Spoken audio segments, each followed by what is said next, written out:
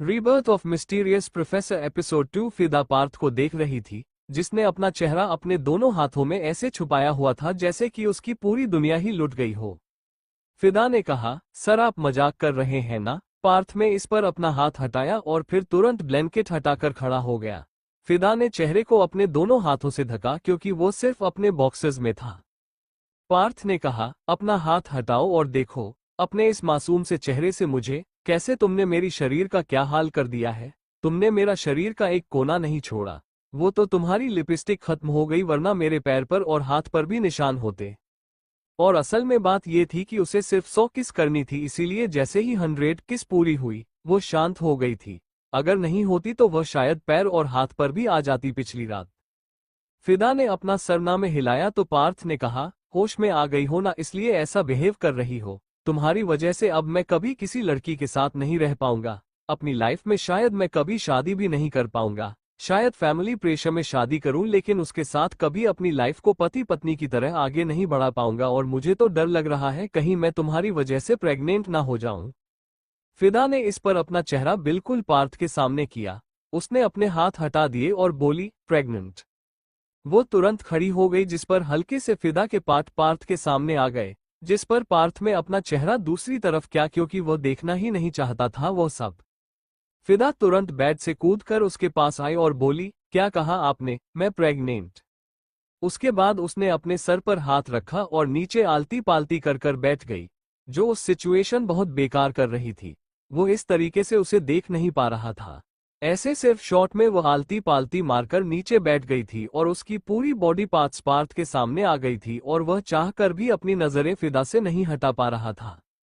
उसने अपने आप को बिल्कुल पलट दिया और बोला, और नहीं तो क्या, मैं तुम्हारी वजह से प्रेग्नेंट हो जाऊंगा?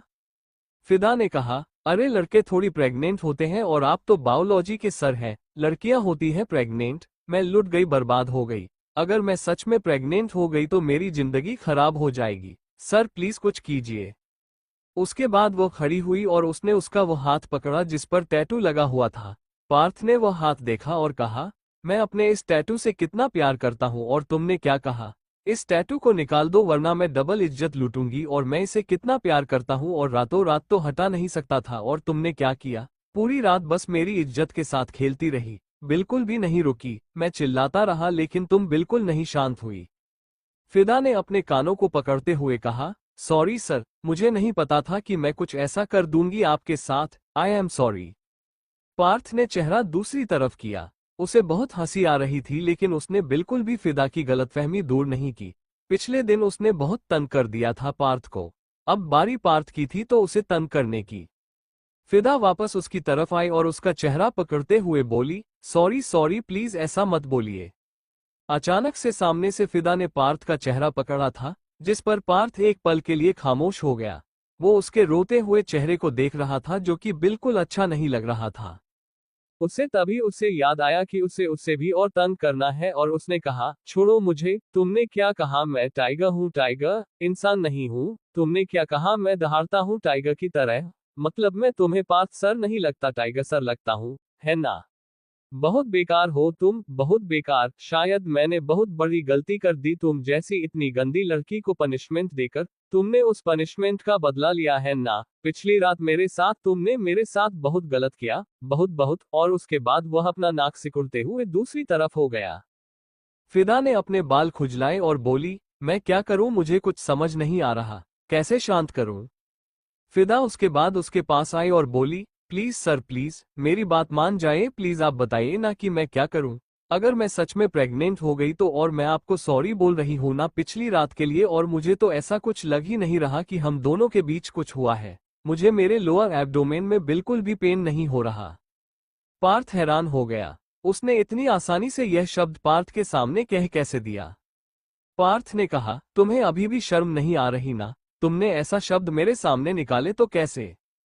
फिदा बोली, आई एम सॉरी। वो अब आप बायोलॉजी के सर हैं और हमारे बीच जब सब कुछ हो ही गया है तो क्या ही छुपाना और क्या ही बताना। उसके बाद उसने अपना सर नीचे झुका लिया। उसे बहुत शर्म भी आ रही थी और गिल्टी भी फील हो रहा था। पार्थ का तो मन कर रहा था कि जो नहीं हुआ वो अभी उसके साथ कर दे और उसे बोल दे कि सारा का सारा प्लान उसका था। लेकिन नहीं, वह भी यह नहीं कर सकता था। वो उसे सामने से आई लव यू बोले, वह भी होश और हवास में सुनना चाहता था। पार्थ ने कहा, बायोलॉजी का टीचर हूं, इसका मतलब ये थोड़ी कि लाइफ की बायोलॉजी तुम मेरे साथ एक्सपेरिमेंट करोगी। फिदा ने इस पर तुरंत कहा, सॉरी, और उसके बाद वो बहुत ज्यादा रोने लगी और बेड पर बैठकर अपने आंखों के आंसुओं को साफ करने लगी। वो रोते हुए बोली, मुझे समझ नहीं आ रहा था कि क्या करना है और क्या नहीं। उसने अपने पेट पर हाथ रखा और रोते हुए बोली, सर कुछ बताइए ना कि मैं क्या करूं। मैं प्रेग्नेंट सच में हो गई तो, और मैं नहीं चाहती कि मैं इस बच्चे को मारकर फ्यूचर में कभी मां ना बना पाऊं। जो भी मेरा फ्यूचर हस्बैंड होगा वो ये तो चाहेगा ना कि मैं मां बनूं। उसके बाद उसने पार्थ को देखा।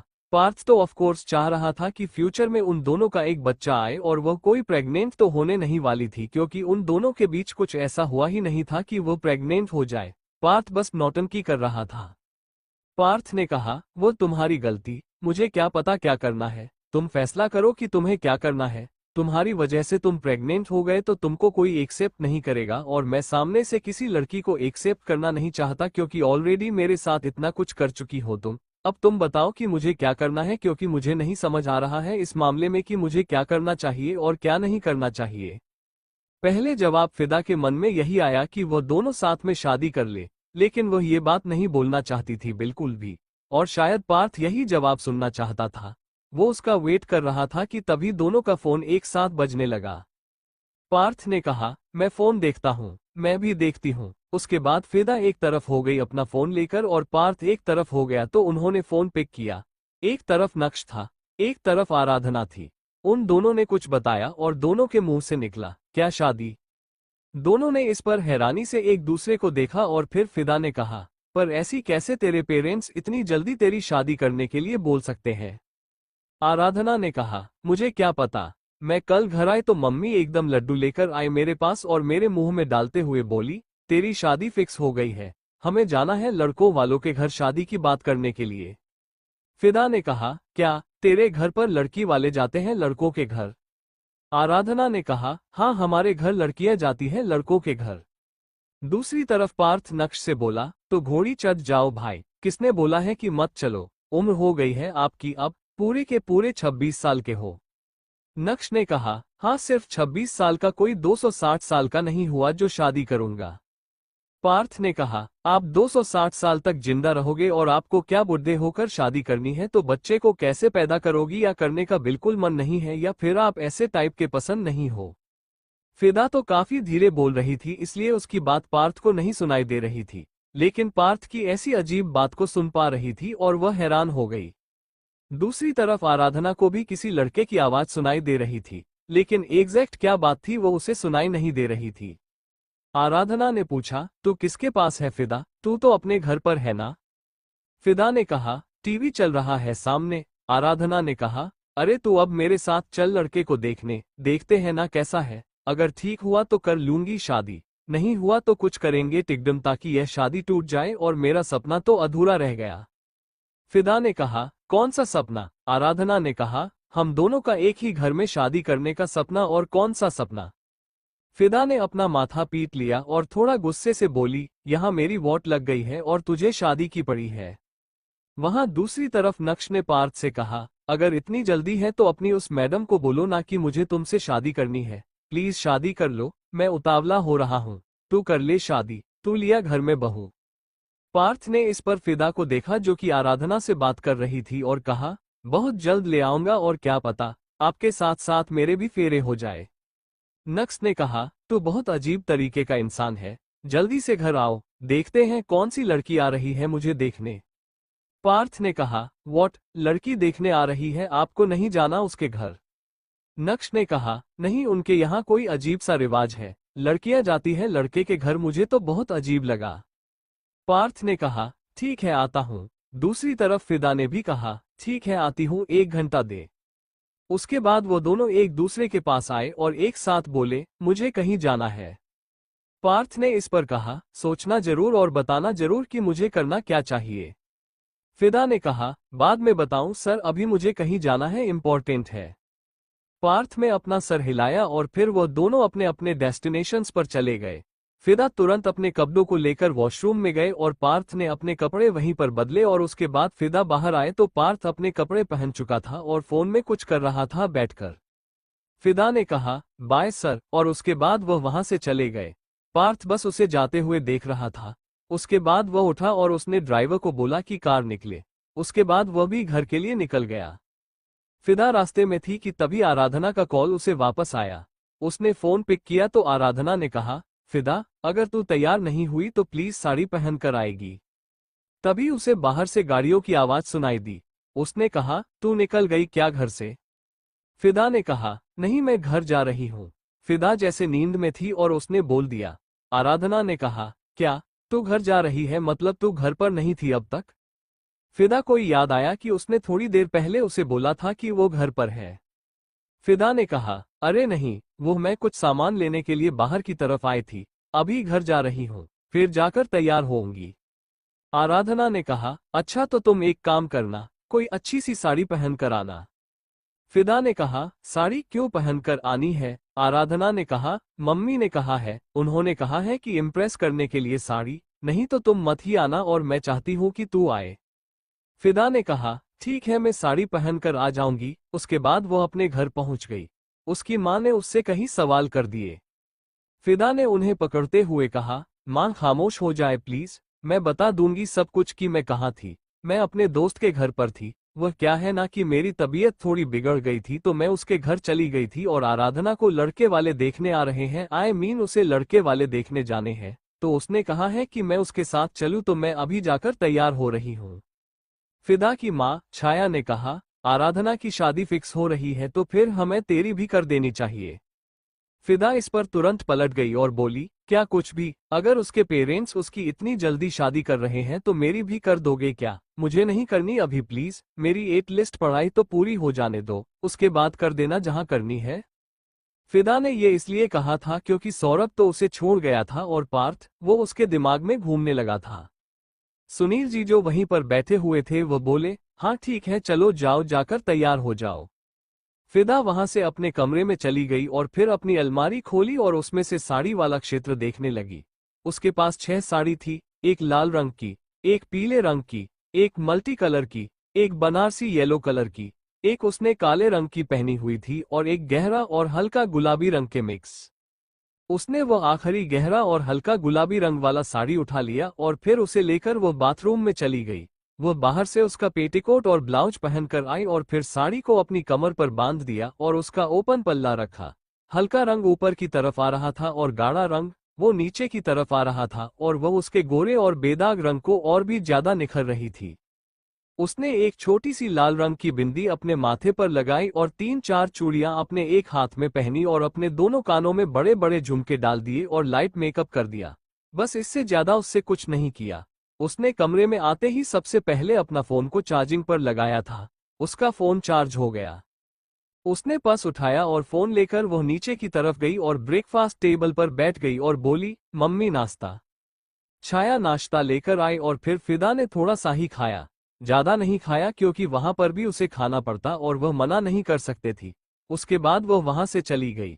वो पहले वहां से आराधना के घर गई रिक्शा से और फिर वहां से वो लड़के वालों के यहाँ जाने वाली थी।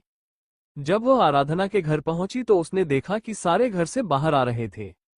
उसने कहा, मैं लेट हो गई क्या? Sorry aunty uncle. उसके बाद उसने दोनों को नमस्ते किया।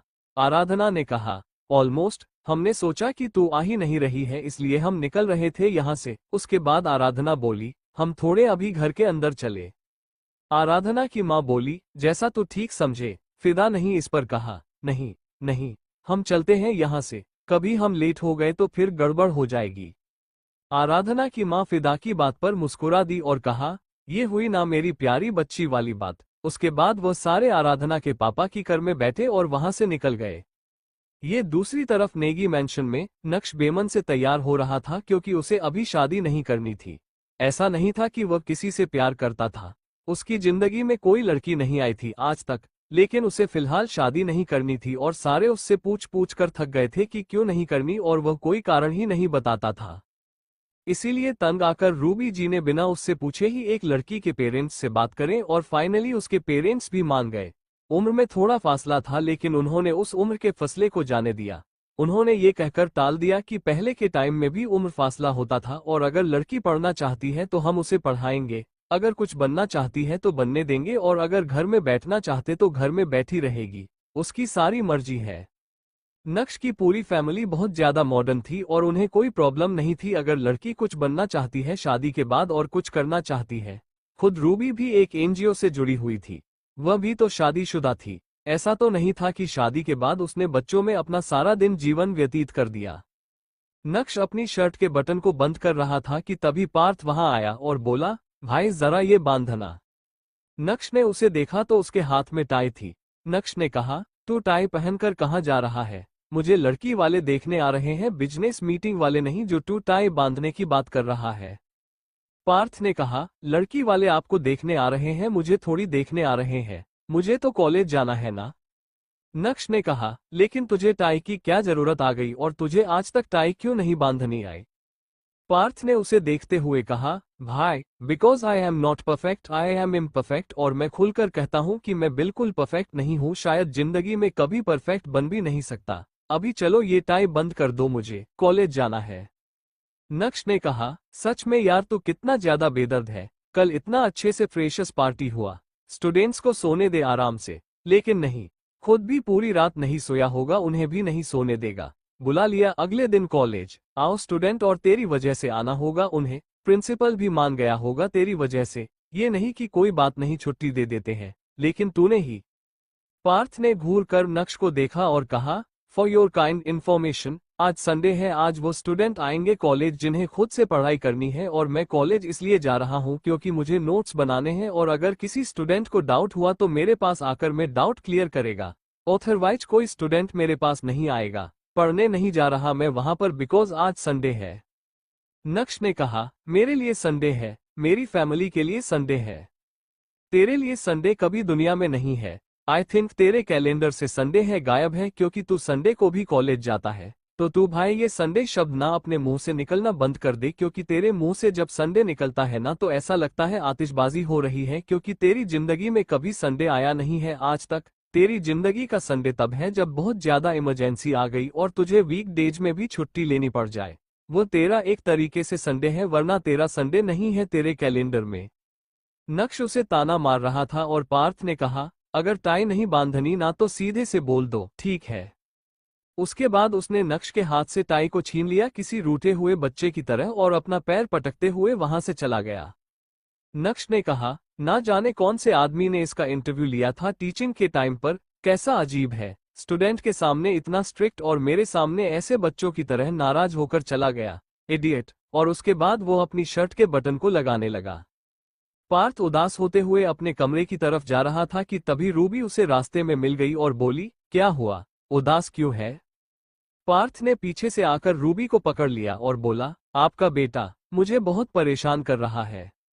रूबी ने कहा, क्या किया उसने? पार्थ ने शिकायती अंदाज में कहा, मैंने कहा टाई बांध दो तो कह रहे हैं कि तू रहने दे, तुझसे कभी भी कुछ नहीं होगा, बहुत महान बनता है अपने में, बहुत कुछ सुनाया उन्होंने मुझे। उसके बाद उसने अच्छे से कसकर रूबी को पकड़ लिया तो रूबी ने कहा, कोई बात नहीं, वैसे तुझे टाई क्यों बांधनी है? पार्थ ने कहा, मुझे कॉलेज जाना है ना। उसके बाद वह सामने होकर रूबी को देखने लगा तो रूबी ने कहा, कोई कॉलेज नहीं जाना, तू भी देख कौन है लड़की, तुझे भी अच्छी लगेगी। पार्थ ने कहा, शादी मेरे भाई को करनी है, मेरी अच्छी लगने से क्या होगा? रूबी ने उसका गाल छूते हुए कहा, क्योंकि भाभी और देवर का रिश्ता ज्यादा स्ट्रांग होता है as compare to husband and wife. ठीक है, तो तू भी पसंद कर अपनी भाभी और कोई कॉलेज नहीं। उसके बाद वह वहां से चली गई और फिर जाते हुए वह रुक गई और बोली, वैसे पार्थ बताओ मैं कौन सी कलर की साड़ी पहनूं? पार्थ अपने कमरे की तरफ जाते हुए बोला, आप पर लाल रंग अच्छा लगता है, लाल रंग पहनो। उसके बाद अपने कमरे में चला गया शांति से और रूबी मुस्कुराते हुए अपने कमरे की तरफ जाते हुए बोली, ऐसा लगता है डबल डिसऑर्डर वाला बच्चा हुआ है मुझे, कॉलेज में इतना स्ट्रिक्ट टीचर की सब इससे डरते हैं और यहाँ ये सबसे डरता है, पर कभी कभी हमें भी डरा देता है। उसके बाद उसके दिमाग में कुछ आया और कहा, वैसे ये पूरी रात था कहाँ? कॉलेज से तो फोन आया था कि ये चला गया और घर आ गया और इधर तो नहीं आया था। आने दो इस महाराज को, पूछती हूँ, क्लास लगती हूँ, पता नहीं कहाँ था। कभी पता चले कि कोई गर्लफ्रेंड है और उसके साथ रात को था और हम सीधा दादा दादी बनते हुए मिले। कुछ भरोसा नहीं इस लड़के का, बहुत स्पीड है इसके अंदर। और उसके बाद वो अपने कमरे में चले गए जहां पर विशाल जी थे और वो तैयार हो रहे थे। वो अपने शूज को पॉलिश करने की कोशिश कर रहे थे, लेकिन नहीं हुआ। वो बोली, एक को टाई बांधनी नहीं आती, एक को शूज पॉलिश नहीं करने आते और एक को शादी करने से एलर्जी है। पता नहीं कैसे कैसे नमूने आ गए घर में।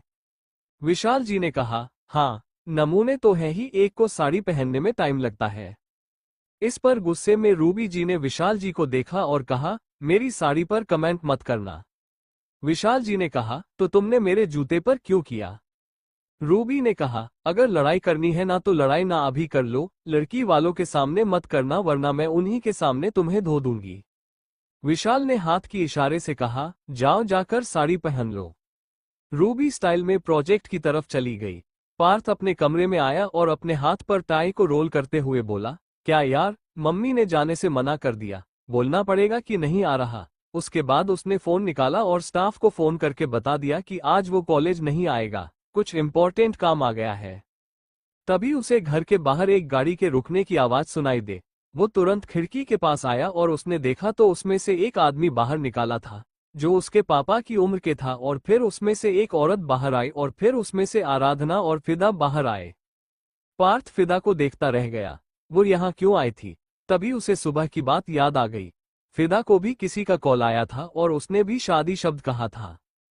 उसने खुद से कहा, तो क्या इसकी दोस्त की शादी मेरे भाई से फिक्स हुई है? पार्थ ने कहा, लगता है मेरी बात सच होगी, शायद दो दो शादियां होंगी और मेरी भी फेरे होंगे, क्या किस्मत पाई है। उसके बाद वह अपने चेहरे पर हाथ रखकर फिदा को देखने लगा, जो कि मुस्कुराते हुए अंदर की तरफ आ रही थी।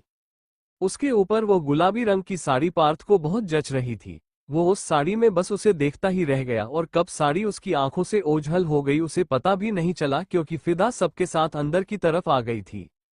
विशाल जी और रूबी जी दोनों तैयार हो गए थे और उन्होंने आराधना की मम्मी पापा यानी कि तनुजा जी और अनिल जी का स्वागत किया और फिर अंदर आने दिया। वो सारे उस घर को देखते हुए अंदर की तरफ आए।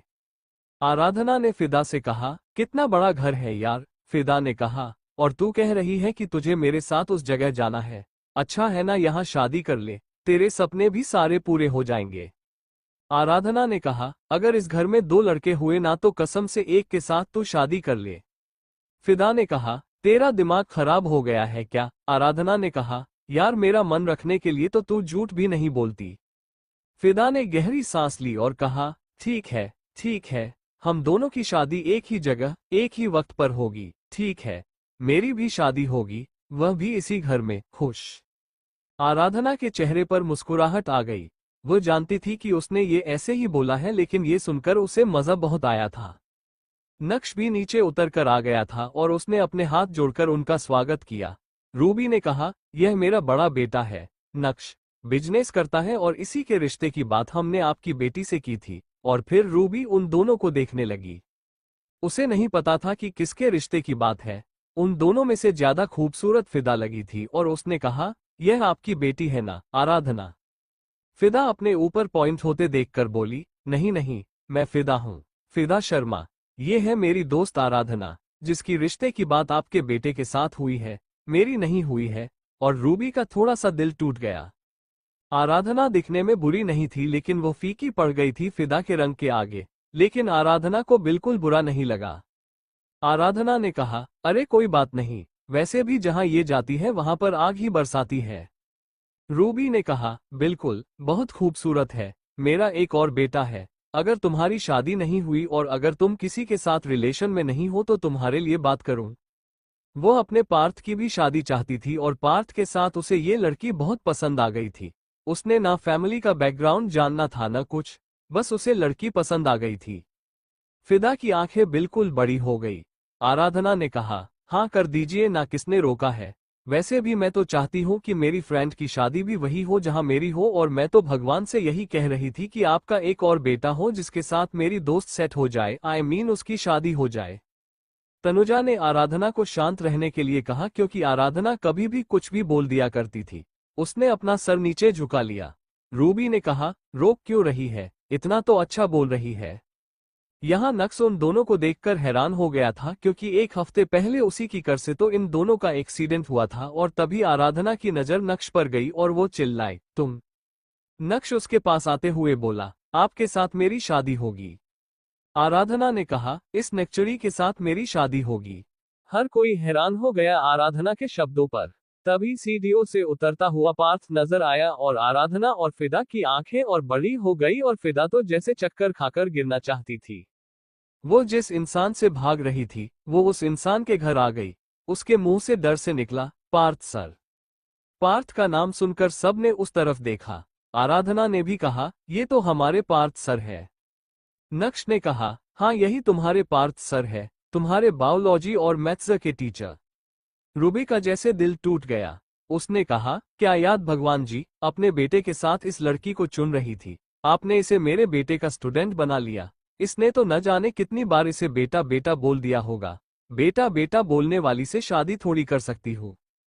फिदा पागल हो गई पार्थ को देखकर और पार्थ मुस्कुराते हुए उसे ही देखते हुए नीचे आ रहा था और उसने अपने शर्ट के ऊपर के 2 बटन को खोल रखा था जिस पर उसकी हॉट एंड अट्रैक्टिव बॉडी सामने आ रही थी।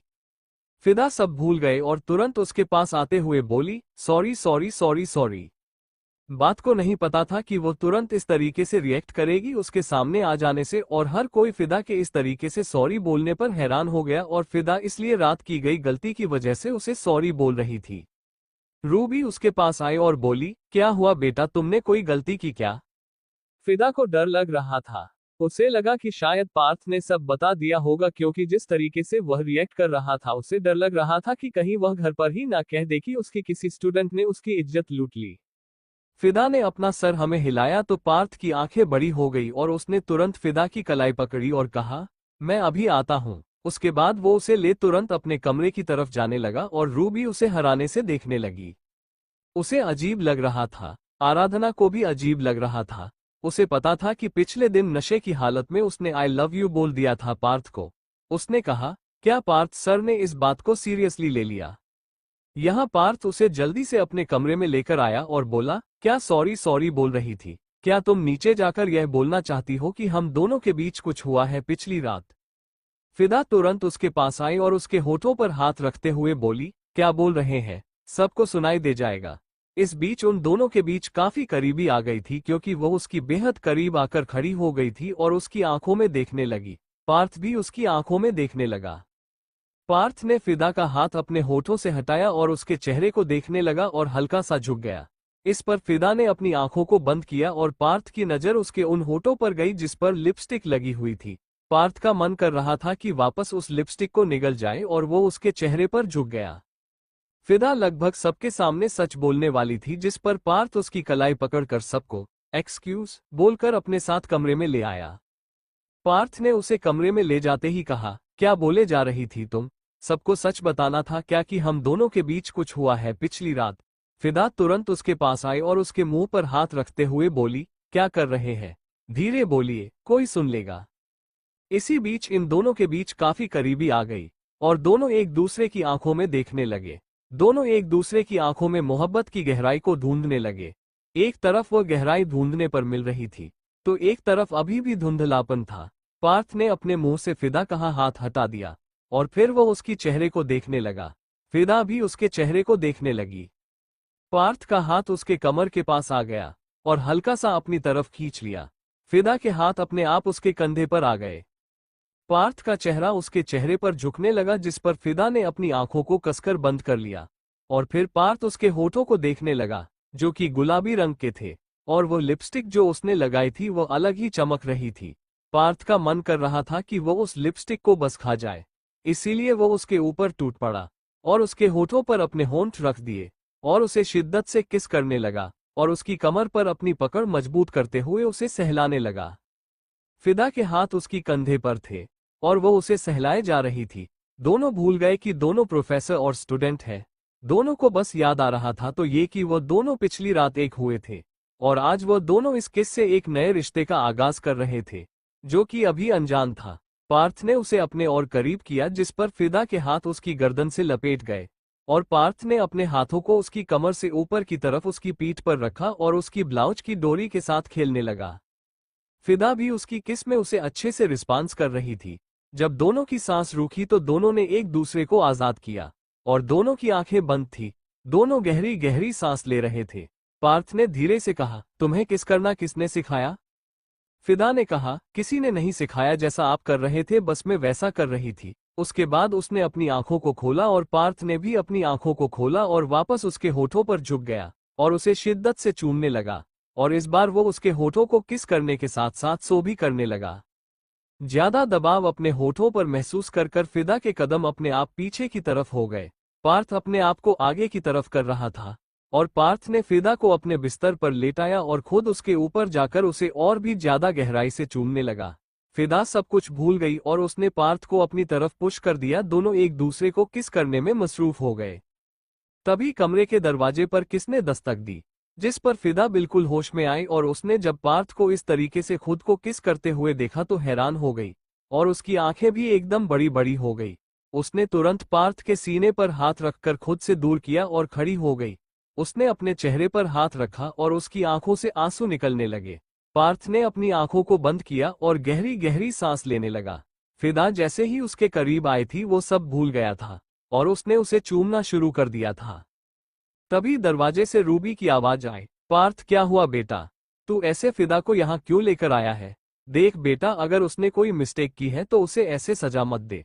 वो मुझसे शादी की बात करने आई है, तेरी पनिशमेंट को लेने नहीं आई है। तो उसका प्रोफेसर कॉलेज में है, यहाँ नहीं है। रूबी की बात सुनकर फिदा को बहुत ज्यादा रोना आ रहा था। वो वही बेड पर बैठ गई और अपने चेहरे को हाथों में लेकर सुबह करने लगी और रोने लगी। पार्थ ने अपनी माँ से कहा, मैं उसे डांट नहीं रहा हूँ, प्लीज आप जाइए, मैं थोड़ी देर में आ जाऊंगा।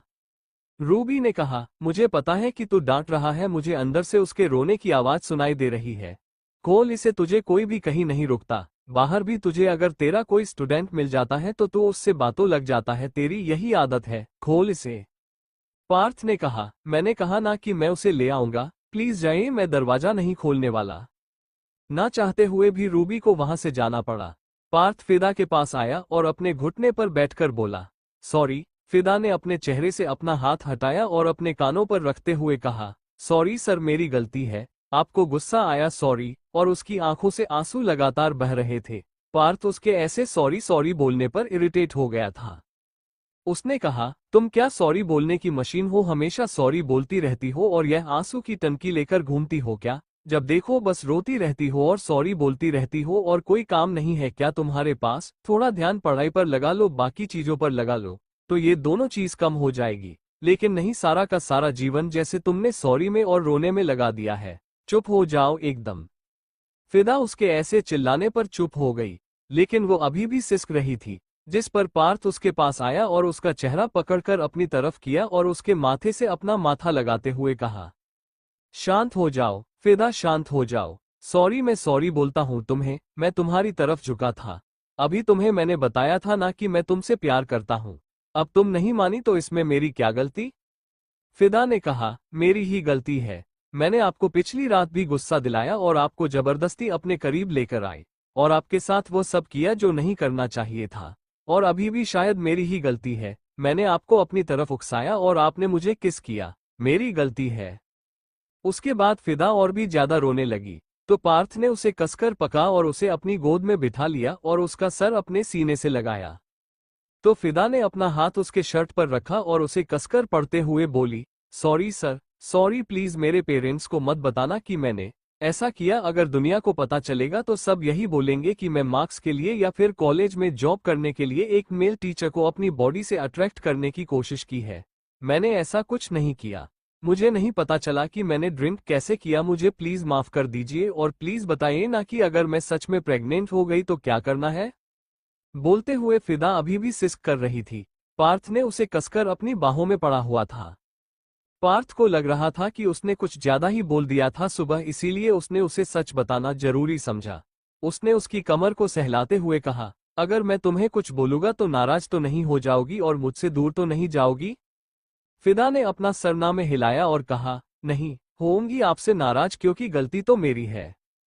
पार्थ ने उसका चेहरा अपनी तरफ किया और उसके माथे को प्यार से चूमते हुए बोला, मैंने बोला ना आई लव यू। फिदा उसे हारने से देखने लगी और बोली, आपने तो यह मुझे कल भी कहा था। पार्थ ने उसके चेहरे को अच्छे से पकड़ा और बोला, लेकिन तुमने ना कहा था इसलिए मैंने ये सब किया। सॉरी, कल रात हमारे बीच ज्यादा कुछ नहीं हुआ। हाँ, वो जो मैंने किसके निशान दिखाए थे वह एकदम असली है और अभी भी है मेरी बॉडी पर। मैंने सिर्फ चेहरे से हटाया है, अगर चाहो तो अभी दिखा सकता हूँ। वो तुमने खुद से बनाए हैं, मैंने नहीं बनाए। पर तुमने जिद की थी कि तुम्हें मुझे किस करना है, मैंने करने दिया, क्योंकि मैं तो तुम्हारा होना चाहता हूँ, लेकिन इंटिमेज नहीं हुई हम दोनों के बीच में। फिदा इस पर हैरानी से उसे देखने लगी और बोली, लेकिन सुबह तो आपने। पार्थ ने उसके होठों पर अपना हाथ रखा और कहा, झूठ बोला था, मैं मजाक कर रहा था तुम्हारे साथ। सॉरी, हम दोनों के बीच कुछ नहीं हुआ है ज्यादा। हम दोनों के बीच अगर हुआ है तो हम दोनों का पहली किस हुई है, उसके अलावा बस तुमने मुझे किस किया है और मेरी बॉडी को किस किया है, और साथ के साथ तुमने मेरे टैटू को बहुत मारा है, मेरे प्यारे शेर को तुमने बहुत मारा है।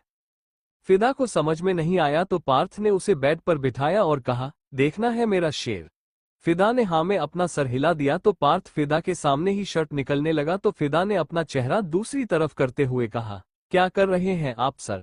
पार्थ ने कहा, तुम्हें अपना शेर दिखा रहा हूँ। उसके बाद उसने अपनी शर्ट को उतार दिया और उसके बाद उसके पास आया और बोला, देखो। उसके बाद उसने अपना राइट हैंड आगे की तरफ कर दिया। फिदा ने अपना चेहरा उसकी तरफ करके देखा तो उसके ऊपर अच्छा सा टैटू था। उसे याद आया कि उसने सुबह भी यह टैटू देखा था और उसने उसकी तारीफ की थी। फिदा ने कहा, ये तो अच्छा है, इसे क्यों मारूंगी मैं? पार्थ ने उसका चेहरा पढ़ते हुए कहा, तुमने कहा था अगर मैं इस टैटू को अपनी बॉडी से नहीं हटाया तो तुम मेरा जीना हराम कर दोगी। तुमने कहा था या तो मैं इस टैटू को हटाऊं या तो मैं तुम्हें प्यार करूं, और इस टैटू को मैं हटा नहीं सकता था क्योंकि मैं बहुत प्यार करता हूं अपने स्टेटस से। ये टैटू मेरी पर्सनैलिटी को डिफाइन करता है और तुमने मुझे ये चीज मांगने की कोशिश की, मैं वह दे नहीं सकता था। तुमने कहा कि इसके बदले फिर मैं तुम्हें प्यार दूं तो मैं तुम्हें थोड़ा सा प्यार दिया था और सच में ज्यादा कुछ नहीं हुआ। तभी तुम्हें तुम्हारी बॉडी पर ज्यादा पेन भी नहीं हुआ। Sorry again.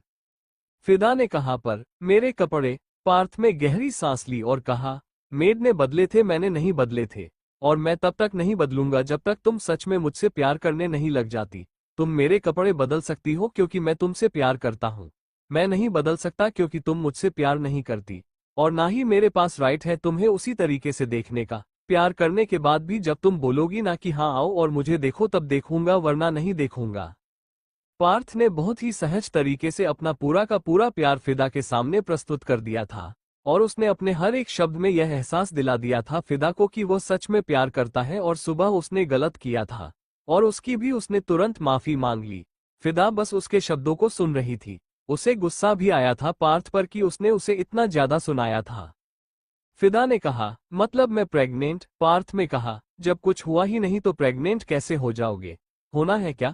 बताओ, अभी हो जाते हैं शुरू, दोनों बिस्तर पर, बोलो।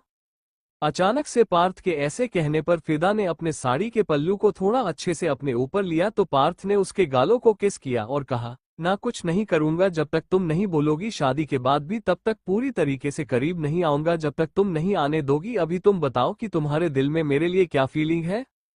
फिदा ने सवाल किया, आपको मुझसे प्यार कब हुआ? पार्थ ने कहा, हमारी फर्स्ट मीटिंग, जानती हो। फिदा ने अपना सर हाँ में हिलाया। पार्थ ने उसकी फोटो को हल्के से वाइट किया और फिर कहा, उसी दिन, उस वक्त, उसी लम्हे, उसी पल। पार्थ नेगी को फिदा शर्मा से लव, इश्क, मोहब्बत, प्रेम, प्यार, एहसास, जुनून, शिद्दत, प्यार को जितने भी शब्द डिफाइन करते हो ना, वो सब तुम्हारे साथ हो गए मुझे।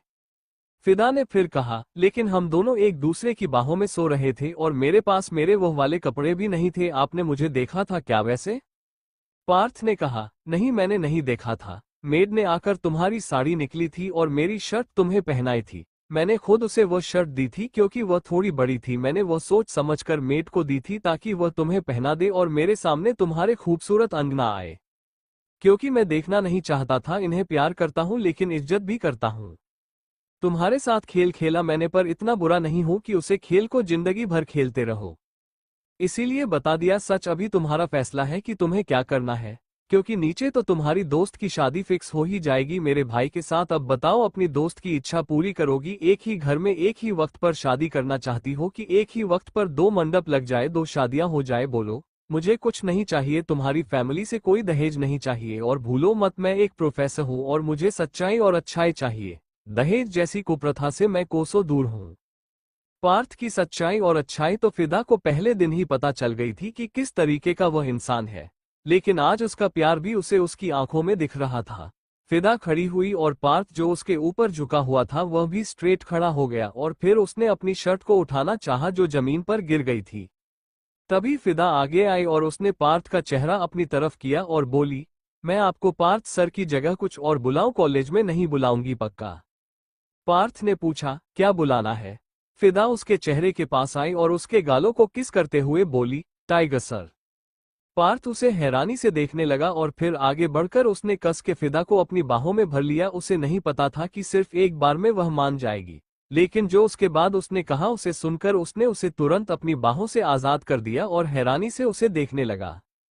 फिदा उसके गले लग गई और जो उसने कहा वो सुनकर पार्थ थोड़ा हैरान हो गया और उसने फिदा को अपने आप से दूर किया। फिदा उसे देखे जा रही थी और पार्थ ने कहा, ऐसे क्यों शादी करनी है? फिर ऐसे नहीं करनी मुझे शादी। फिदा ने कहा, प्लीज। पार्थ ने कहा, ना। उसके बाद वो जाने लगे तो फिदा ने उसका हाथ पकड़ लिया और बोली, प्लीज सर। पार्थ ने कहा, नहीं। फिदा उसके पास आई और बोली, प्यार करते हैं ना आप मुझसे, तो मान जाइए। पार्थ ने कहा, हाँ तो ये प्यार मेरी तरफ से तुम्हारी तरफ से कहाँ है? मतलब तुम अपना गिल्ट खत्म करने के लिए मुझसे शादी करना चाहती हो? ये कौन सी शादी हुई? मुझे नहीं करनी है ऐसी कोई शादी। उसके बाद उसने दरवाजा खोला और बाहर की तरफ जाने लगा। फिदा थोड़ी देर पहले उसके कान में कहा था कि वो उससे शादी करेगी, लेकिन सिर्फ और सिर्फ अपने गिल्ट को खत्म करने के लिए। उसे ऐसा अभी भी लग रहा था कि उसने पक्का पार्थ के साथ कुछ किया है और उसे साथ में सौरभ को भी अपने दिमाग से निकला था और उसके हिसाब से शादी से बेस्ट आइडिया और कुछ नहीं था। और अगर पार्थ सच में उससे प्यार करता है तो पार्थ को वह भी मिल जाएगी और उसका गिल्ट भी हमेशा हमेशा के लिए खत्म हो जाएगा कि उसने उसके साथ कुछ गलत नहीं किया।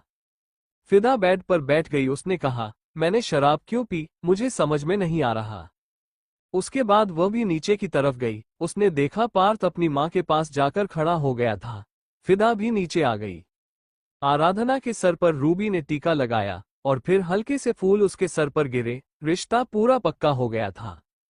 जो लड़ाई थोड़ी देर पहले नक्श और आराधना शुरू करी थी वो खत्म हो गई थी, क्योंकि नक्श ने अपनी गलती के लिए सॉरी बोल दिया था और आराधना ने कहा था कि ठीक है। फिदा आराधना के पास आए तो आराधना ने कहा, क्या हुआ पार्थ सर ने ऊपर? क्या तुझे किसी चीज को लेकर या कल की प्रपोजल को लेकर? फिदा हैरान हो गई और बोली, कौन सा प्रपोज? आराधना ने कहा, क्यों सर ने तुझे नहीं बताया? तूने नशे में कल पूरा कॉलेज के सामने उन्हें प्रपोज कर दिया था। आराधना ने यह बात धीरे से कही थी और फिदा की आंखें बड़ी हो गई। उसने पार्थ को देखा जो कि नक्श के कान में कुछ कह रहा था। फिदा ने कहा, ऐसा तो उन्होंने मुझे कुछ भी नहीं बताया। आराधना ने कहा, तो क्यों लेकर गए थे वो तुझे अपने साथ, वह भी इतनी देर तक? फिदा ने कहा, वो मैं उन्हें सॉरी बोल रही थी। आराधना ने कहा, किस बात की सॉरी? फिदा ने कहा, वह। उसके बाद वो कुछ पल खामोश रही और फिर बोली, है कोई बात? वह तू नहीं आई थी ना जिस दिन और मुझे क्लास से बाहर निकाला था, तो मैंने बदतमीजी बहुत की थी सर के साथ, इसलिए। और उसके बाद सर ने मुझे सॉरी बोलने का मौका ही नहीं दिया एक बार भी, तो आज मैंने सॉरी बोल दिया उन्हें फाइनल, और वह मान भी गए। उसके बाद उसने अपना फोन निकाला और पार्थ का नंबर उसमें सर्च करने लगी।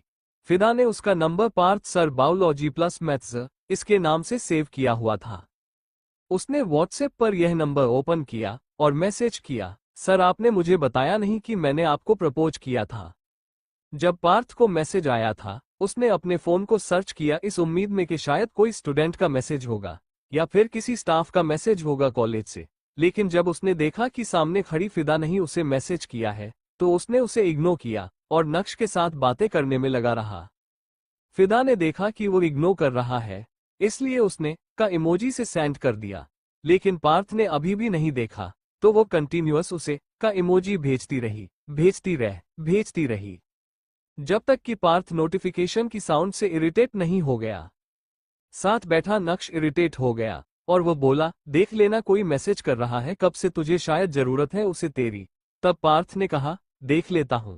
पार्थ ने मैसेज देखा तो बहुत सारे मैसेज आ गए थे और उसमें भेजा हुआ था। पार्थ ने ऊपर किया मैसेज देखा और लिखकर भेज दिया, अगर बता देता तो क्या हो जाता है? तुम एक्सेप्ट कर रही थी, वह तो ऐसे भी तुमने नशे में किया था और वैसे भी तुम्हें गिल्ट में शादी करनी है और मुझे नहीं करनी, बेटर होगा अलग अलग रास्ते हो जाते हैं। फिदा ने वापस मैसेज किया, सर ऐसा नहीं है, प्लीज मेरी बात समझिए, मैं सच में गिल्ट में हूं। अगर फ्यूचर में प्यार हो गया तो मैं आपको बताऊंगी ना। तभी रूबी ने फिदा से कहा, बेटा तुमने मुझे बताया नहीं। फिदा ने फोन को बंद किया और रूबी को देखते हुए बोली, क्या नहीं बताया मैंने आपको aunty ji, I mean madam. Ruby ने कहा, आंटी जी बोलो फिलहाल, और बोले, तुम किसी के साथ रिलेशन में हो या तुम किसी से प्यार करती हो क्या? फिदा का चेहरा इस पर बिल्कुल काला पड़ गया। वह क्या सच में अपने बेटे के साथ उसकी शादी करना चाहती थी? और आराधना ने कहा, हाँ इसकी जिंदगी में कोई नहीं है, कोई नहीं है। और वैसे भी अभी तो हमने कॉलेज में एडमिशन लिया है, इतनी जल्दी कौन आता हम दोनों की जिंदगी में? कोई नहीं आया, आज तक नहीं आया।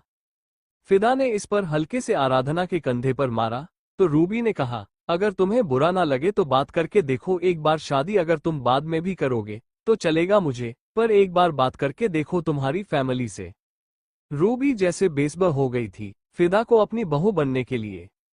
पार्थ ने कहा, क्यों करनी है आपको बात? रूबी ने कहा, तू तो सामने से कभी शादी करेगा नहीं, मैं ही तेरी कराऊंगी अब शादी, जैसे मैंने नक्श की तय कर दी, तेरी भी मैं ही करूंगी। तुम दोनों की जिंदगी में शायद अरेंज मैरिज अच्छी लिखी है। उसके बाद वो फिदा से बोले, बताओ ना बेटा। फिदा ने अपने दिमाग के घोड़े दौड़ाए क्योंकि उसका दिमाग ऐसी चीजों में बहुत चलता था। उसने कहा, कर लीजिए। रूबी बहुत ज्यादा खुश हो गई और पार्थ उसे गुस्से से देखने लगा क्योंकि वो कोई गिल्ट वाली शादी नहीं करना चाहता था, उसे नॉर्मल शादी करनी थी। आराधना के पेरेंट्स बोले, बेटा इतनी जल्दी थोड़ा सोच लो, तुमने अभी तक देखा नहीं, जाना नहीं, हम तो काफी समय से आराधना के रिश्ते की बात इनसे कर रहे थे। फिदा ने कहा, मेरी मम्मी भी चाहती है कि मेरी शादी हो जाए, और अब जहां मेरी दोस्त जा रही है मतलब अच्छा ही घर होगा, तो मेरे जाने में क्या है, हम दोनों एक साथ रहेंगे, दोनों की ढाल बनकर रहेंगे, ज्यादा प्रॉब्लम भी नहीं होगी, है ना? आराधना इस पर खुश हो गई और उसके पास आकर उसे गले लगाते हुए बोली, मतलब तूने मेरी विश को पूरा कर ही दिया, हम दोनों एक ही घर में एक ही वक्त पर शादी करेंगे। उसके बाद उसने सबके सामने फिदा के गालों को किस किया और फिर वापस उसे गले लगा लिया। रूबी ने कहा, तो बता दो बेटा, तुम्हारे यहाँ भी ऐसा ही रिवाजे की लड़की वाले आते हैं या फिर हम आए रिश्ता लेकर? फिदा ने कहा, नहीं नहीं, हमारे घर नॉर्मल है, लड़के वाले ही आते हैं। रूबी ने कहा, तो फिर ठीक है। उसके बाद उसने पार्थ से कहा, पार्थ कल छुट्टी ले लेना। पार्थ ने कहा, क्यों? मैंने आज छुट्टी ले ली आपके कहने पर, दोबारा नहीं लूंगा। रूबी ने कहा, पार्थ इस बार तेरी खुद की शादी है, लेनी तो पड़ेगी ना। पार्थ कहा, तो खुद जाकर पूछ आओ, मुझे नहीं जाना। उसके बाद वह उठा। फिदा ने बड़े प्यार से कहा, सुनिए, आपकी शादी में क्या बारात कॉलेज जाएगी? क्योंकि आपकी गाड़ी तो वहां से हटती नहीं है। बताइए, और हम किसके फेरे लेंगे? अग्नि के या फिर आपके गुस्से के या फिर कॉलेज के उस बड़े से फाउंटेन के? बताइए ना। आप मेरी मांग में सिंदूर भरेंगे या फिर चौक का पाउडर भरेंगे? गले में मंगलसूत्र पहनाएंगे या फिर आइडेंटिटी कार्ड पहनाएंगे? पार्थ ने मुड़कर कहा, क्या बकवास कर रही हो? फिदा ने कहा, मैं कोई बकवास नहीं कर रही, सच बोल रही हूँ। आपको रिश्ते वाले दिन भी अगर कॉलेज जाना है तो शायद आपको शादी भी कॉलेज में करनी हो, और अगर शादी कॉलेज में तो कॉलेज की परंपरा के अकॉर्डिंग होनी चाहिए ना। और कॉलेज में सिंदूर और मंगलसूत्र चलता नहीं, चौक का पाउडर और आइडेंटिटी कार्ड चलता है। रूबी ने कहा, अच्छा रोस्ट किया, और तू तो नहीं बात कर सकता ना, तो तेरे पापा बात कर लेंगे, लेकिन तू कॉलेज नहीं जाएगा, डेट्स फाइनल। थोड़ी देर बाद अच्छे से बात करने के बाद और दोपहर का खाना खाने के बाद वह सारे वहां से चले गए। रास्ते पर फिदा पार्थ के बारे में सोचती रही।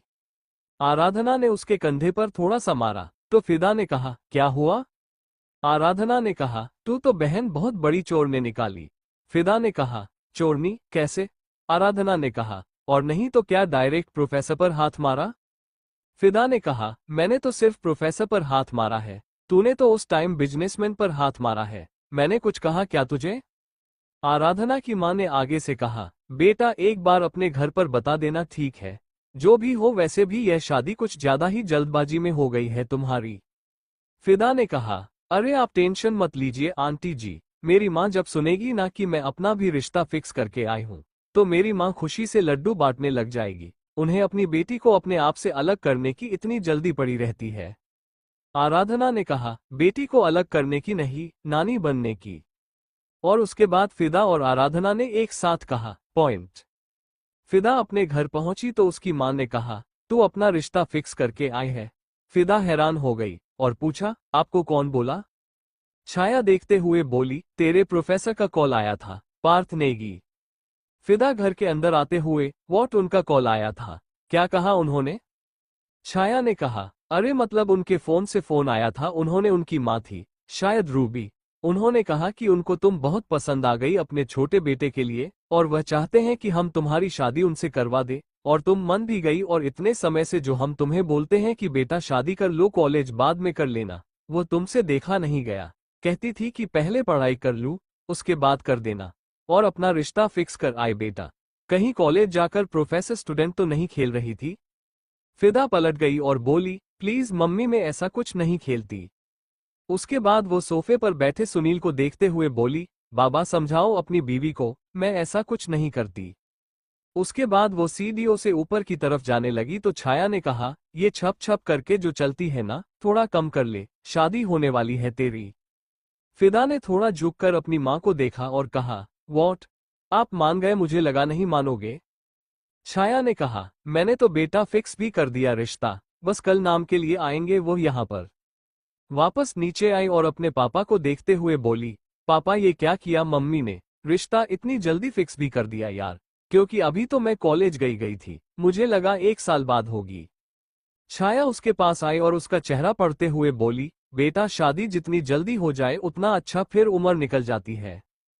फिदा ने कहा, 19 साल की लड़की की उम्र निकल गई है। अरे मानती हूँ मेरी उम्र में मेरे पास 25 साल की लड़की का दिमाग है, लेकिन इसका मतलब ये थोड़ी है कि सच में मेरी शादी कर दोगे। मैं नहीं करने वाली, 1 साल से पहले शादी मैं तो यूं ही बोलाई थी उन्हें, मजाक मजाक में। छाया ने कहा, पर मैं मजाक नहीं कर रही, और वो सच में आएंगे देखने के लिए। फिदा ने कहा, मैं कॉलेज भाग जाऊंगी। फिदा कमरे में आई और फिर उसने फोन को चार्जिंग पर लगाया और सीधा वॉशरूम में गई, और वापस नहाकर बाथरोब पहनकर बाहर आई और बेड पर सीधा लेट गई और सोचने लगी थी उसे क्या करना चाहिए। क्या उसने सही किया फैसला लेकर? क्या उसे पार्थ के साथ इस गिल्ट में रहकर शादी कर लेनी चाहिए? तभी उसका फोन बजाने लगा, उसने देखा कि पार्थ का फोन है, उसने उठा लिया। दूसरी तरफ से पार्थ ने थोड़ा सख्ती में कहा, कल ये शादी तोड़ देना। फिदा उठ गई और बोली, क्यों सर, आप ऐसा मत करो मेरे साथ, मैं मर जाऊंगी गिल्ट में, मैंने आपके साथ इतना गलत कर दिया पिछली रात। पार्थ ने कहा, कुछ नहीं हुआ है हमारे बीच में, तो तुम्हें किस बात का गिल्ट हो रहा है? फिदा ने कहा, आपने कहा प्रोपर हमारे बीच में कुछ नहीं हुआ, लेकिन मैंने आपको किस तो किया ना, आपकी पूरी बॉडी पर। मैंने अपने होठों से किस किया, अरे वह भी एक तरीके से एक होना होता है। और प्लीज सर, आप तो मुझसे प्यार करते हैं ना, तो आपको खुश होना चाहिए कि आपको आपका प्यार मिल रहा है। पार्थ ने कहा, शट अप और शादी तोड़ देना, समझी? और उसके बाद पार्थ ने फोन काट दिया। फिदा बोली, कैसा इंसान है, पहले तो बोला कि शादी करनी है, और अब मैं जब शादी के लिए मान गई हूं तो कहता है कि शादी नहीं करनी है, डफर कहीं के। अगले दिन सुबह का वक्त, फिदा अभी तक सो रही थी और छाया उसके कमरे में आई और बोली, ये देखो महारानी को आज लड़के वाले से देखने आने वाले हैं, और यह सो रही है। अगर उन्होंने इसे ऐसे देख लिया ना, तो पक्का रिश्ता वही कैंसिल कर देंगे। उसके बाद वो फिदा के पास आए और उसके ऊपर से वो चादर हटा दी और उसे तंग करने लगी।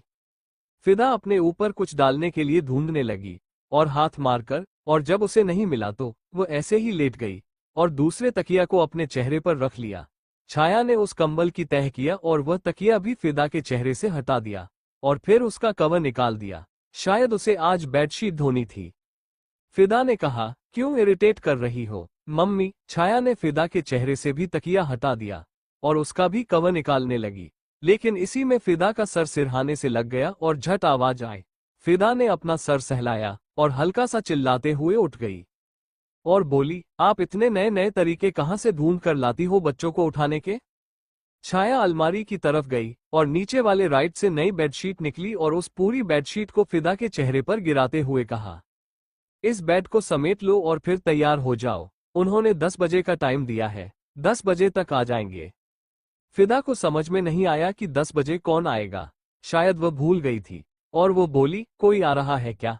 मेहमान आ रहे हैं, मामी मामा आ रहे हैं, या चाचा चाचा आ रहे हैं, कौन आ रहा है? छाया ने कहा, अरे लड़के वाले आ रहे हैं तुझे देखने के लिए, भूल मत। जैसे ही छाया ने ये कहा फिदा बिल्कुल शॉक हो गई और बोली, क्या लड़के वाले? और उसके बाद उसे याद आया कि पिछले दिन वह सामने से पार्थ के साथ अपना रिश्ता फिक्स करके आई थी और उसने अपने सर पर हाथ से मारा और बोली, क्या यार बेवकूफ वाली किस्मत पाई है मैंने। उसके बाद वह अपने बेड से उठी और सबसे पहले उसने बेडशीट को ठीक किया और फिर नहाने के लिए वॉशरूम में चली गई। वह बाहर आई और देखने लगी है वह क्या पहने। उसने एक चूड़ीदार निकाला और उसे पहन लिया। वो ऑरेंज और पिंक कलर का था और बहुत ही सुंदर था। उसने उसे पहन लिया और अपने बालों को हल्का सा फोल्ड कर कर एक तरफ कर दिया, लेकिन वो मशीन चल ही नहीं रही थी, बीच में रुक गई। फिर उन्होंने उसे अपने हाथ पर मारा लेकिन वो चल नहीं रही थी। फिदा को ना चाहते हुए भी बालों को समेटकर जुड़ा बनाना पड़ा, क्योंकि वो आधे फोल्ड और आधे सीधे बाल नहीं रख सकती थी। उसके बाद वो वहां से नीचे की तरफ आने लगी। छाया ने कहा, यह क्या, तूने अभी से नए कपड़े क्यों पहन लिया? फिदा ने कहा, नए कपड़े कहाँ से दिख रहा है आपको, ये कॉलेज नहीं जाना क्या मुझे पहनकर? छाया ने कहा, छुट्टी ले ले। फिदा ने कहा, क्या छुट्टी ले ले मम्मी, मेरी आज क्लास है। वह भी। और बोलते बोलते वो रुक गई क्योंकि आज उसकी पहली क्लास थी और यह बात वो नहीं बता सकती थी छाया को। तभी उसके फोन पर मैसेज आया। वो मैसेज पार्थ का था। उसने खोल कर देखा तो उसमें पार्थ ने लिखा था, आज सारी क्लासेस ले लेना और अगर आज नहीं आई तो जिंदगी में कभी मेरी क्लास को लेने के लिए मत आना। फिदा की आंखें वो मैसेज पढ़कर बड़ी हो गई और फिर उसने पार्थ को रिप्लाई किया, पर सर और आज तो आप मेरे घर आने वाले हैं ना? पार्थ ने कहा, ऑफ कोर्स मैं आने वाला हूं लेकिन तुम्हें कॉलेज आना ही पड़ेगा। और उसके बाद पार्थ एकदम से ऑफलाइन हो गया और फिदा हैरान हो गई। फिदा ने छाया से कहा, मम्मी इम्पोर्टेंट लेक्चर है, अभी मैसेज आया है, मुझे जाना पड़ेगा। उसके बाद वो कमरे में गई और तुरंत बैग लेकर नीचे आई तो छाया ने कहा, तेरी टांगे तोड़ दूंगी मैं, बेलन से घर में बैठी रह। लड़के वाले देखने आ रहे हैं और मैडम को कॉलेज जाना है, एक दिन छुट्टी कर ले। वो फंस गई थी, मम्मी की सुने या होने वाले पति की सुने। उसने पार्थ को वापस मैसेज किया, सर मैं नहीं आ पाऊंगी आज। लेकिन वह मैसेज पार्थ नहीं देखा क्योंकि वो ऑफलाइन हो गया था, क्योंकि उसे गुस्सा आ रहा था। पार्थ ने ही यह जानबूझकर उसके लिए जाल बिछाया था। धीरे धीरे टाइम हो गया और पार्थ की क्लास का टाइम भी हो गया और वो अभी तक घर में थी। उसने खुद से कहा, पापा को सच बताकर कॉलेज बदल देती हूँ, थोड़ी सी डांट मिलेगी लेकिन मैं इस कॉलेज में तो रहकर नहीं पढ़ पाऊंगी बिल्कुल भी। उसके बाद वो सुनील जी से बोली, पापा कुछ बात करनी थी आपसे।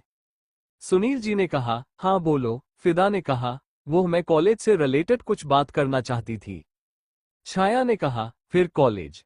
फिदा ने कहा, कॉलेज से रिलेटेड बात करनी है, कॉलेज नहीं जाना है। छाया इस पर कुछ नहीं बोली और किचन में चली गई। फिदा ने कहा, पापा वो मुझे कॉलेज ना।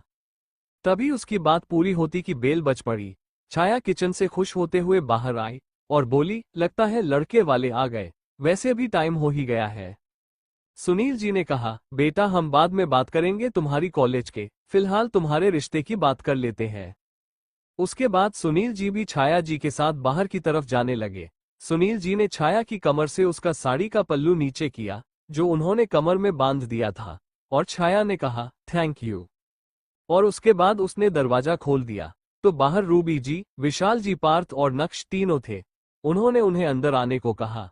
वो घर उनके घर से काफी छोटा था लेकिन उन्हें इस चीज से जरा भी आपत्ति नहीं हुई और वह अंदर आ गए। वह जाकर सोफे पर बैठे। छाया ने कहा, मैं चाय लेकर आती हूँ। रूबी जी ने कहा, नहीं, चाय तो हम अपनी होने वाली बहू की हाथ की पियेंगे, अगर उसे बनानी आती है तो, नहीं तो आप पिला दीजिए। छाया ने कहा, अरे सिर्फ चाय ही नहीं, ये कुकिंग में बहुत अच्छी है। और उसके बाद वो बोली, मैं उसे बुला कर लाती हूँ। फिदा जो उनके आने से तुरंत कमरे में वापस भाग गई थी, वह ऊपर की तरफ गई और फिदा को देखने लगी। फिदा बैठी हुई थी और उसके चेहरे से पसीना निकल रहा था जबकि कमरे में एसी चल रहा था। उसके पास आई और उसका चेहरा पढ़ते हुए बोली, क्या हुआ, ऐसे कांप क्यों रही है? फिदा ने अपना सर छाया के सीने में रख दिया और कहा, मुझे डर लग रहा है। छाया ने कहा, डरने वाली बात नहीं है, मेरी भी तो शादी हुई थी, तेरे दोस्त की भी शादी होगी, चिंता मत कर, और आज सबको तेरे हाथ की चाय पीनी है। छाया फिदा को लेकर अपने साथ नीचे आ गई और फिर उसने सबको नमस्ते किया। पार्थ ने एक नज़र फिदा को देखा, लेकिन फिदा ने बस एक झलक उसे देखा और तुरंत किचन के अंदर चली गई और सबके लिए चाय चढ़ा दी। और जब तक चाय पक रही थी तब तक उसने खाने के लिए नमकीन वगैरह एक जगह निकलकर रख दिए। 10 मिनट बाद वह एक ट्रे लेकर बाहर की तरफ आई और उसे टेबल पर रख दिया, जिस पर छाया ने कहा कि वह खुद से उनके हाथ में चाय के कप दे। फिदा ने ट्रे उठाया और एक एक करके सबके पास लेकर गई और उन्हें अपने हाथों से चाय के कप पकड़े। पहले उसने रूबी जी को दिया, फिर विशाल जी को दिया, फिर नक्श को दिया तो नक्श ने उसे हाय कहा और फिदा ने भी उसे हाय कहा। और फिर वो पार्थ की तरफ गई और उसके हाथों में चाय का कप देने लगे तो पार्थ ने उसकी कलाई पकड़ ली, जिस पर फिदा ने अपनी नजरों को उठाकर पार्थ को देखा। पार्थ ने धीरे से कहा, तुमने मेरी बात नहीं मानी और तुमने मेरा लेक्चर मिस किया, तो बताओ क्या पनिशमेंट। पार्थ ने बहुत धीरे से कहा था, लेकिन फिदा ने सुन लिया था। फिदा ने कहा, आपका लेक्चर में आपके बिना कैसे अटेंड करती, आप थोड़ी थे वहां। पार्थ ने कहा, मेरा लेक्चर चल रहा है, मेरे वहां अब्सेंस में भी, चाहे तो तुम अपनी दोस्त से पूछ सकती हो। फिदा की आंखें बड़ी हो गई और वह सोचने लगी कि उसकी अब्सेंस में उसका लेक्चर में कैसे चल रहा है। वह सोचने लगी। तभी रूबी ने कहा, फिदा बेटा बैठ जाओ। फिदा एक जगह बैठ गई। तो विशाल जी ने कहा, अरे अपने होने वाले पति के पास आकर बैठो। फिदा इस पर मुस्कुरा उठी और पार्थ के पास आकर बैठ गई। पार्थ ने अपना हाथ पीछे किया और उसकी कमर पर रख दिया, जिस पर फिदा हल्का सा कांप गई। पार्थ में हल्की से इस कुर्ती हटाई और उसकी कमर पर देखते हुए कुछ लिखने लगा अपनी उंगली से, और फिदा ने अपनी आंखों को बंद कर लिया, क्योंकि वो कुछ लिख जरूर रहा था, लेकिन वो एक अलग ही एहसास फिदा के अंदर उत्पन्न कर रहा था। और फिदा कोशिश कर रही थी कि जो पार्थ उसकी कमर पर लिख रहा है वो उसे पढ़ पाए। उसने धीरे धीरे उसे पढ़ना चाहा। पार्थ ने कहा, what I should give you. Fida को समझ में नहीं आया और उसने हैरानी से उसे देखा तो पार्थ ने आगे लिखा, पनिशमेंट, और उसके बाद उसने का चिन्ह लगा दिया। फिदा ने इस पर लाचारगी से उसे देखा। तभी छाया ने कहा, बेटा तुम प्रोफेसर हो, उसके अलावा और क्या करते हो। पार्थ ने अपना हाथ हटाया और छाया को देखते हुए बोला, नथिंग मच, बस कुछ NGOs है, मम्मी के उनमें हेल्प करता हूँ, और कभी कभी भाई जब कंपनी नहीं जाते तो मैं जाता हूँ। छाया ने कहा, मतलब मल्टी टैलेंटेड हो।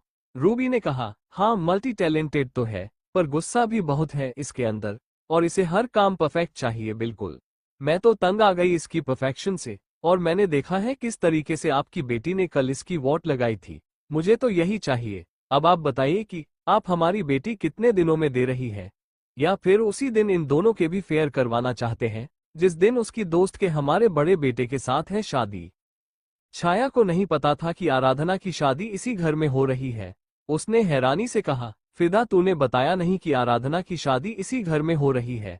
मुझे लगा बस तुम ऐसे ही अपने प्रोफेसर के घर पर गई थी। फिदा ने कहा, नहीं नहीं, वो आराधना की शादी सर के बड़े भाई के साथ ही हो रही है। छाया ने कहा, ये तो फिर और अच्छा है, और ज्यादा हमें पूछना भी नहीं है। जब उन्होंने हाँ कर दिया तो हम भी हाँ ही कर देंगे। रूबी ने इस पर खुश होते हुए कहा, तो रिश्ता पक्का। छाया ने कहा, जरूर। जहां विशाल जी और सुनील जी दोनों शांत बैठे हुए थे, जैसे कि उन दोनों के घर में उनकी बीवियों की चलती है, उनकी चलती ही नहीं है, और वो दोनों इशारों से ही एक दूसरे को हाय हेलो बोल चुके थे, और उन्हें समझ आ गया था कि दोनों घर पर क्या हाल है। दोनों घर में डंडा बीवी का चलता है। इशारे से विशाल जी ने सुनील जी को बताया कि अब मेरे घर में एक और तूफान आएगी जो कि उसके बेटे पर हुकूमत चलाएगी। सुनील जी इस पर मुस्कुरा उठे और बोले, इतनी भी तूफान नहीं है। तभी छाया ने फिदा से कहा, फिदा जाकर अपने प्रोफेसर को, मतलब अपने होने वाले पति को जाकर अपना कमरा दिखा दो। फिदा ने कहा, कमरा क्यों दिखाना है। पार्थ खड़ा हुआ और बोला, जरा देखूं तो कि तुम्हारा कमरा कितना ऑर्गेनाइज्ड है। रूबी ने इस पर अपना सर मार लिया। इसे ये देखना था कि कमरा कितना ऑर्गेनाइज है, और उसने इशारे से उसे कहा कि वो कमरे में जाकर उसे डांटे ना बिल्कुल भी। पार्थ ने इशारे से कहा कि वो चल रहे, और उसके बाद फिदा आगे जाकर कहीं और पार्थ उसके साथ साथ उसके कमरे में गया। उसे नहीं पता था कि वह इतनी जल्दी फिदा के कमरे में एंट्री मार लेगा, और वो फिदा के जैसे कमरे में आया, उसने कमरे का दरवाजा अंदर से बंद किया और फिदा की कलाई पकड़कर अपनी तरफ खींचा और उसकी कमर में हाथ डालते हुए कहा, तुमने आज साड़ी क्यों नहीं पहनी जबकि आज तुम्हारा रिश्ता आया है। फिदा ने कहा, कल तो पहनी थी। और प्लीज सर मुझे छोड़िए और मुझे बताइए ना कोई बड़ी पनिशमेंट तो नहीं है। पार्थ ने कहा, तुम बार बार गलती कर रही हो और तुम चाहती हो कि मैं तुम्हें पनिशमेंट भी ना दूं। फिदा ने कहा, मैं बार बार गलती करती हूँ तो आप बार बार पनिशमेंट भी देते हैं। इतनी घटिया पनिशमेंट दी थी आपने मुझे, 1 हफ्ते के लिए क्लास से बाहर। वो तो मैंने कैसे अपने असाइनमेंट को पूरा कर लिया। पार्थ ने उसके बालों को उसके कान के पीछे किया और उसके गाल को चूमते हुए बोला, दिखाओ मुझे तुम्हारे असाइनमेंट। पार्थ के इस तरीके से चूमने से फिदा कांप गई और फिदा उसे थोड़ा दूर किया और फिर हल्का सा नीचे की तरफ झुक गई क्योंकि नीचे वाली ड्रॉच पर उसका असाइनमेंट पड़े थे। पार्थ उसे अजीब से पोजीशन में देखकर अपना पूरा कंट्रोल खो दिया और उसके पास आया और उसके बिल्कुल पीछे खड़ा हो गया। और जैसे ही फिदा खड़ी हुई उसे एक अजीब सा कट अपनी बॉडी में महसूस हुआ क्योंकि पार्थ बिल्कुल उससे चिपक कर खड़ा था। वो जैसे ही खड़ी हुई पार्थ ने उसके पेट पर अपना हाथ रखा और उसे अपने करीब करते हुए कहा, प्यार करने के लिए ये पोस्चर बहुत अच्छा है। फिदा का चेहरा बिल्कुल कांप गया। वो बिल्कुल पलट गई तो पार्थ ने कहा, बताओ अच्छा है कि गंदा है। फिदा ने कहा, प्यार करना ही पाप है। और फिर वो उसके सीने पर हाथ रखकर उसे खुद से दूर करने लगी तो पार्थ ने उसके दोनों कलाइयों को पकड़कर अपने और करीब किया, जिस पर फिदा के हाथ अपने आप उसके गर्दन में आ गए और पार्थ उसे लेकर घूम गया और उसे बेड पर गिरा दिया और उसके चेहरे के करीब आते हुए बोला, मुझे गिल्ट मैरिज नहीं करनी, या तो प्यार करो या शादी तोड़ दो। फिदा जो उसके करीब आने से बिल्कुल सिसक उठी थी, अचानक से पार्थ के शब्द सुनकर हैरान हो गई। Thank you for listening. मुझे उम्मीद है आपको ये स्टोरी पसंद आई होगी।